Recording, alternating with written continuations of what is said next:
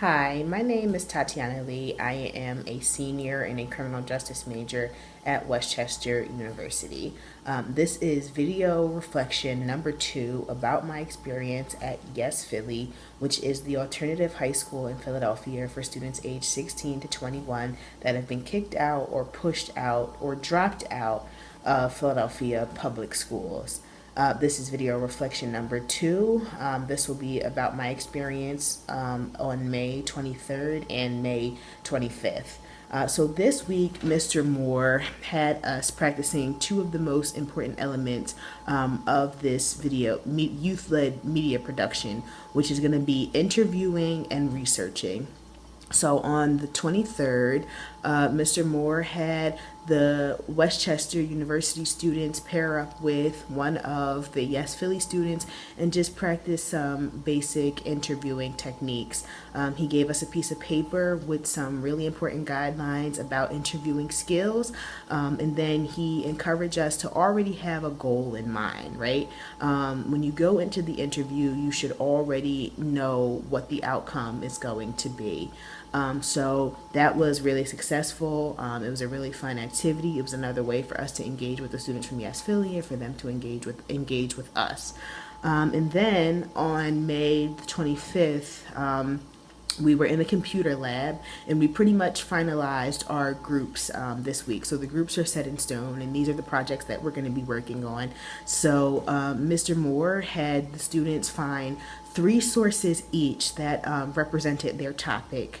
And then after the students found those resources, Mr. Moore and our smaller groups had us do an exercise where we figured out if the source was credible or not, right? So we went over the point of view of the author who wrote, the article or the journal. So that was really insightful, and the students got to learn a lot about what is a credible source and what isn't a credible source. For example, Wikipedia isn't a credible source because anybody can just go in and edit that website.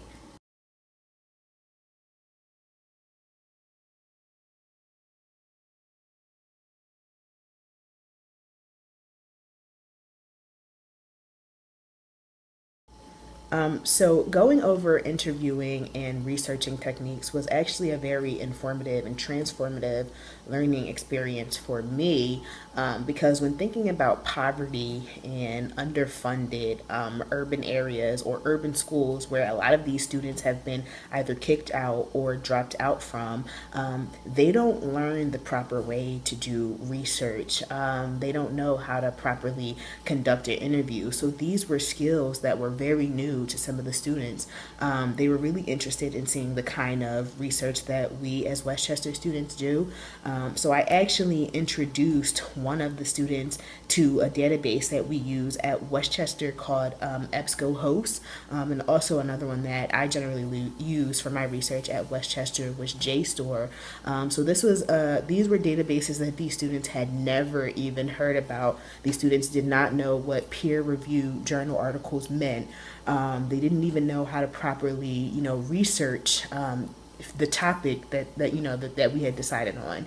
So this was a very transformative and learning experience, and the students were excited to see some of the work that we kind of do at Westchester. So I guess this really just taught me that you can never take education for granted, and that funding our Philadelphia public schools is a really crucial aspect of these students' lives, because they can't do the basic skills such as interviewing and researching, and we can't blame the students if the school system is failing them. I feel like sometimes we often look at these students from urban schools and we say what's wrong with them, rather than saying what's wrong with us, right? Like, how is the Philadelphia school system failing these children? And just going through interviewing and researching techniques really put this all into perspective for me. And I see how a lack of school funding can really affect students in a negative way.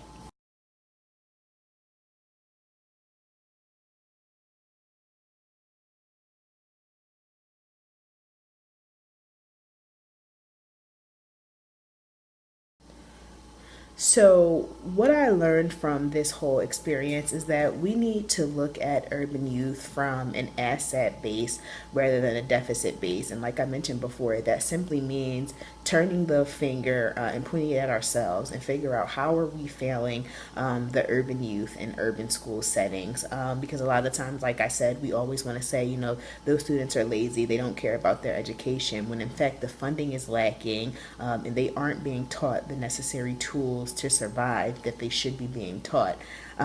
So I feel like the students got to learn a lot, and they're going to excel in their futures with these new research tools that we have given them.